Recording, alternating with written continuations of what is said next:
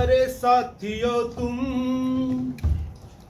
सरकार से कह दो, अरे साथियों तुम सरकार से कह दो, हिमाचल के साथ हरियाणा आ गया है, हिमाचल के साथ हरियाणा आ गया है। हाँ, दिल में सच्चाई है, मन में सफाई, दिल में सच्चाई है, मन में सफाई, भाई के साथ आज भाई आ गया है, भाई के साथ आज भाई आ गया है।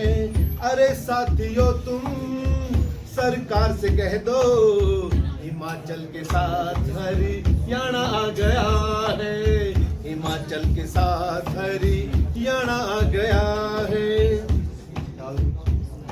पहले ओपीएस दे दी और फिर ले ली, 2 लाइनें। तुम्ही ने तो दी थी ओपीएस हमको, तुमने ही ले ली ओपीएस हमसे हो, तुमने ही ले ली ओपीएस हमसे। तुम्ही ने तो दी थी ओपीएस हमको, तुमने ही ले ली ओपीएस हमसे। हाँ, तुमने ही ले ली ओपीएस हमसे। इस फैसले को अब तुम बदल दो, इस फैसले को अब तुम बदल दो, संगठन हमारा आज आ गया है, संगठन हमारा आज आ गया है। अरे साथियों तुम सरकार से कह दो, हिमाचल के साथ हरियाणा आ गया है, हिमाचल के साथ हरियाणा आ गया है। हमारे साथियों पे एफआईआर करी और कुछ को बर्खास्त कर दिया गया, उस पे 2 लाइनें।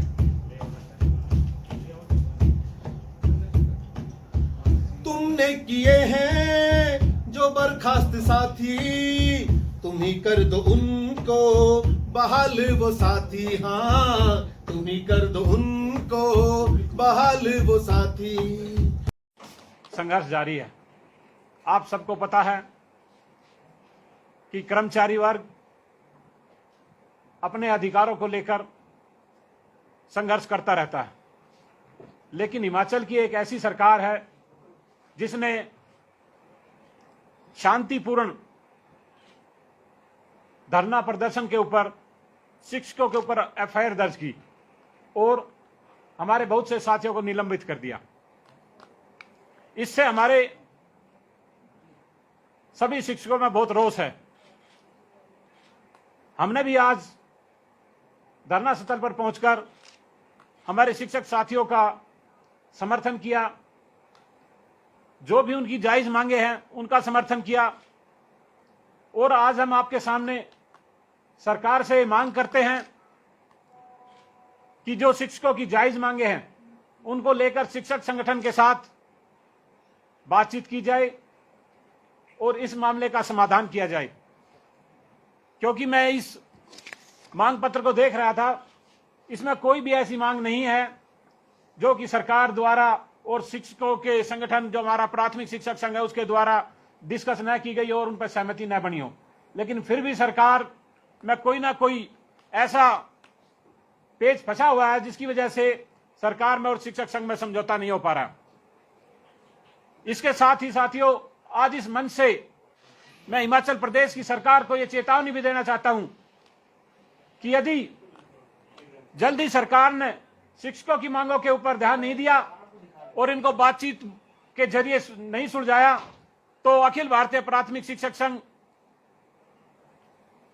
हिमाचल के राज्य के प्राथमिक शिक्षक संघ का पूरा सहयोग करेगा। जिस प्रकार भी इनको साथियों का हमारी जरूरत होगी, हमारे साथ लगते हुए स्टेट्स जो है, पंजाब है, हरियाणा है, उत्तराखंड है, उनके भी साथी शिक्षक साथी धरने में शामिल होंगे। और कोई बड़ा प्रोग्राम जब भी साथी करेंगे तो हमारे पास के लगते हुए जो प्रदेश है वो सहयोग के लिए बड़ी संख्या में हिमाचल की देवतुल्य भूमि पर आकर इनके संघर्ष में शामिल होंगे।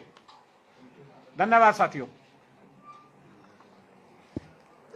हमारे बीच में हरियाणा राज्य प्राथमिक शिक्षक संघ के अध्यक्ष तरुण सुहाग जी भी उपस्थित हैं। मैं चाहूँगा कि वो भी यहाँ हमारे बीच में आए हैं तो अपनी बात रखें। तरुण सुहाग। आदरणीय पत्रकार बंधुओं, सर्वप्रथम सभी को नमस्कार। मैं तरुण सुहाग, प्रदेश अध्यक्ष, राजकीय प्राथमिक शिक्षक संघ हरियाणा। जैसा कि ठाकरान जी ने बताया है और पहले ही विदित है कि हिमाचल प्राथमिक शिक्षक संघ अपनी जायज़ मांगों को लेकर प्रदर्शन और धरने पर बैठा है। जैसा कि साथी ने बताया कि जायज़ जो मांगे थी डिस्कस करने के बाद भी नहीं सुनी गई। कोई भी शिक्षक संगठन हो या शिक्षक हो, वो कभी भी नहीं चाहता कि हम अपना क्लासरूम छोड़ें। हमारा काम बच्चों को पढ़ाना है, लेकिन मजबूरी में जब शिक्षक का शोषण होता है तो उस आवाज को उठाने के लिए आंदोलन का रास्ता अपनाना पड़ता है। साथियों, राजकीय प्राथमिक शिक्षक संघ हरियाणा ने मुझे जिम्मेवारी दी है कि मैं हिमाचल के आज इस जो आंदोलन में जो हमारे साथी कार्यरत हैं और जिनको निलंबित किया गया है, उनके समर्थन में आज हरियाणा यहाँ पे आया है। मेरे साथ मेरी कार्यकारिणी के सदस्य भी आए हैं और हम आपके माध्यम से ये बताना चाहेंगे, सरकार को चेताना चाहेंगे कि जल्द ही जो ये जायज मांगे हैं, शिक्षकों का जो अधिकार है, हक है, वो यदि पूरा नहीं किया गया तो कितना ही बड़ा आंदोलन हिमाचल प्रदेश करेगा, हरियाणा उस आंदोलन में, उस लड़ाई में बखूबी साथ निभाएगा। पीछे किसान आंदोलन में भी जब पंजाब के किसानों ने आंदोलन किया था तो हरियाणा ने एक अग्रिम पंक्ति में खड़े होकर किसानों ने उस आंदोलन को सफल बनाया था। ऐसे ही आज हमारे जो शिक्षक साथी हैं, ये आज आंदोलनरत हैं। सरकार से मैं पूछना चाहता हूं कि क्या ऐसी जिम्मेवारियां, क्या कौन सी ऐसी मांग है। एक जो निदेशालय की बात है, जो नई एजुकेशन पॉलिसी की आड़ के अंदर जो सरकार विभाग के साथ खिलवाड़ कर रही है, जबकि नई एजुकेशन पॉलिसी वो राष्ट्रीय नीति है। राज्य सरकार के पास अपना प्रावधान है कि वो अपनी जो शिक्षक नीति है या शिक्षा के ऊपर जो विषय है उसके ऊपर वो अपना कानून अलग से बना सकती है। उसकी आड़ में आज ये जो यहाँ पे सरकार है जो ये कह के आई थी कि हम कर्मचारी के हितैषी हैं, पुरानी पेंशन बहाली का नारा दे के आई थी, आज उसको बदलने की तैयारी जो सरकार कर रही है, हम इसका विरोध करते हैं। और आपके माध्यम से साथियों ये बताना चाहेंगे कि सरकार यदि शिक्षक को इस तरह आंदोलन के लिए मजबूर करेगी तो चाणक्य ने भी कहा था कि हमारे अंदर क्षमता है कि हम राष्ट्र का निर्माण करते हैं। और उस टाइम पे भी एक चाणक्य ने एक आम छात्र को लेकर इस राष्ट्र को एक बड़ा, जिसने एक करने का काम किया था, वो राजा दिया था। हम इन सरकार को पलटना जानते हैं।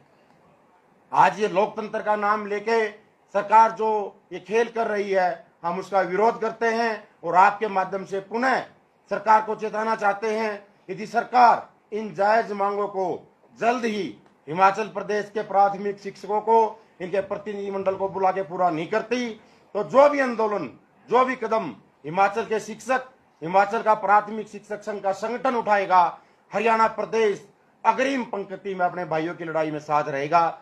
जय शिक्षक, जय भारत, जय हिंद।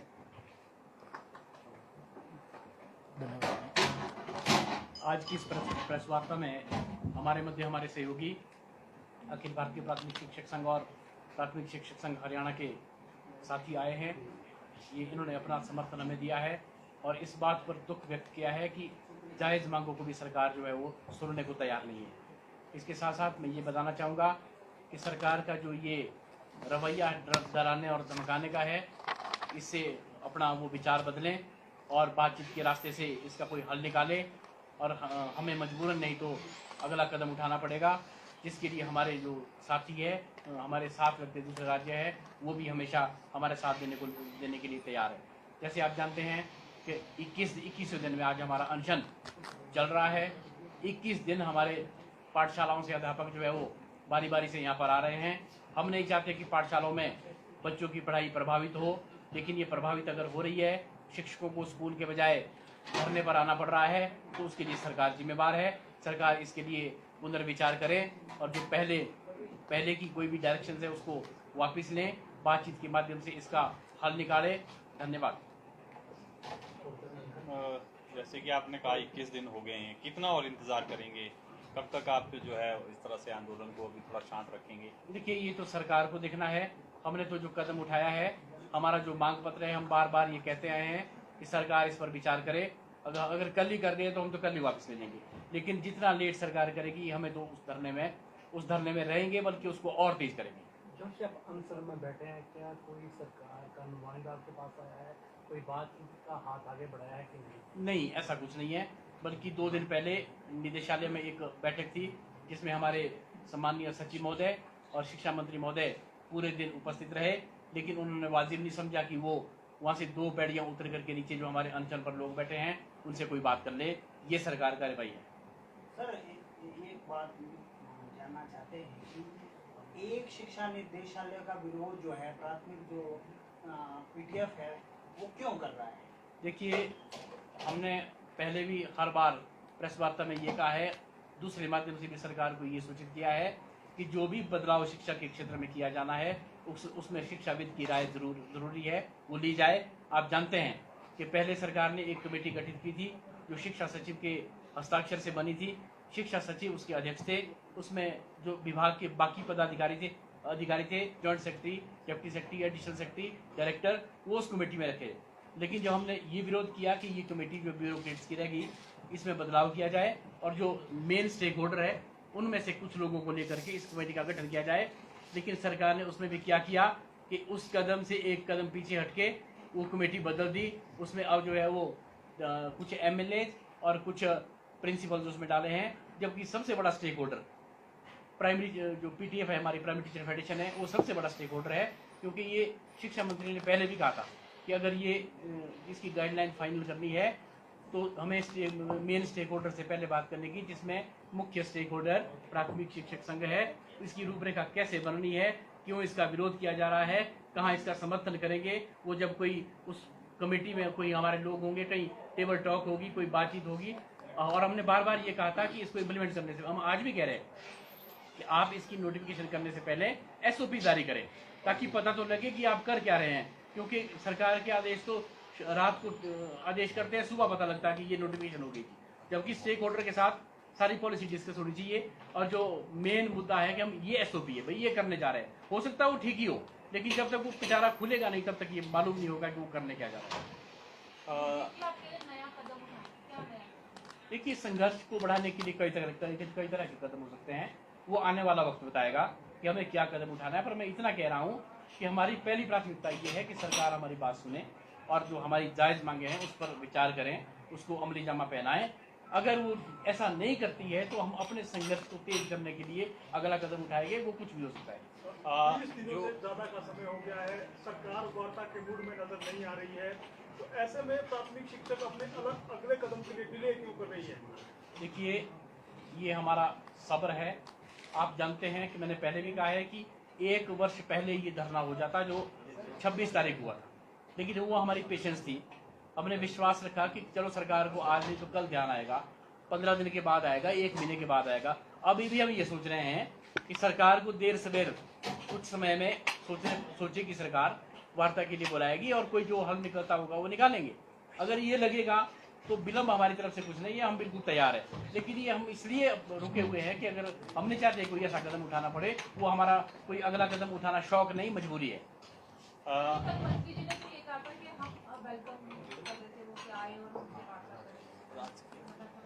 देखिए, आप जानते हैं कि किसी भी बैठक में जाने का एक प्रोटोकॉल होता है। वैसे तो हर रोज वहाँ लोग आते जाते रहते हैं, लेकिन जब पानी सिर से ऊपर हो जाए, इस हद तक निकलना पड़ जाए कि 6000 लोगों को इकट्ठा करने बाजार में धरना करना पड़ जाए, उसके बाद कोई ये उम्मीद करे कि हम वैसे बातचीत करने चले जाएंगे, तो ऐसा संभव नहीं है। क्योंकि बातचीत करते हमें 1 साल हो गया उनके साथ, बातचीत की आउटपुट कुछ निकलती नहीं है।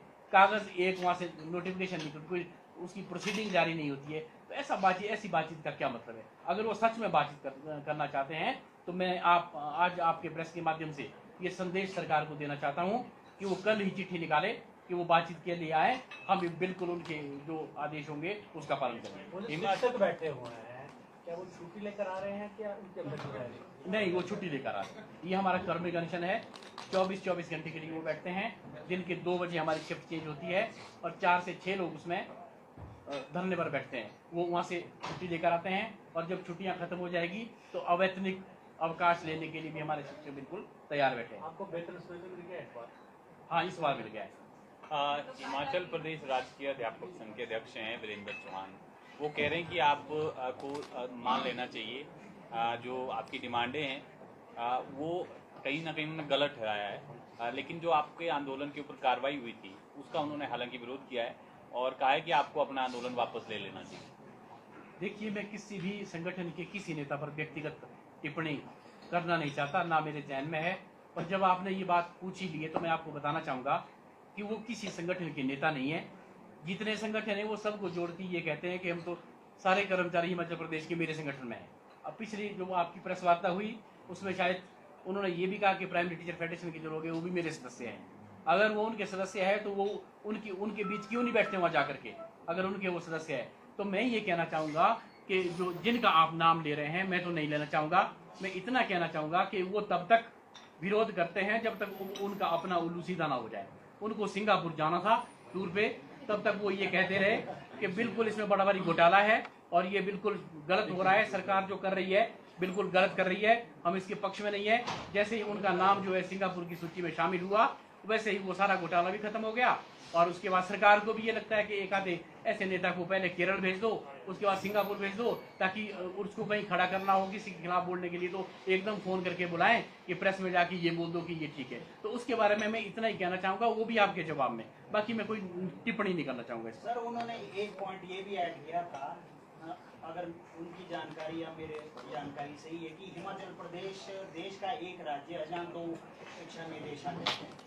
तो टीचरों को ये समझना चाहिए कि भाई ये उनकी बेहतरी के लिए किया जा रहा है, तो टीचरों को पीडीएफ को जो है ना ये मांग मान लेनी। ये सरासर गलत है जी। हरियाणा में भी एलिमेंट्री का निदेशालय अलग है और सेकेंडरी का निदेशालय अलग है, हायर का अलग है, और जो टेक वैसा है जो है ना एसएसए का जो है एसपीडी वो अलग बैठता। 4 आईएएस जो है ना एक ही उसमें शिक्षा सदन में हमारे बैठते हैं और वो अलग अलग काम करते हैं। 1 से 8 का जो है एलिमेंट्री का अलग निदेशालय है और उसी तर्ज पर हिमाचल का चला हुआ था जो कि इन्होंने बदलने की कोशिश की है। डायरेक्टर आईएएस बैठते हैं जी, हायर में भी, एलिमेंट्री में भी, सेकेंडरी में भी। हाँ जी, अच्छा।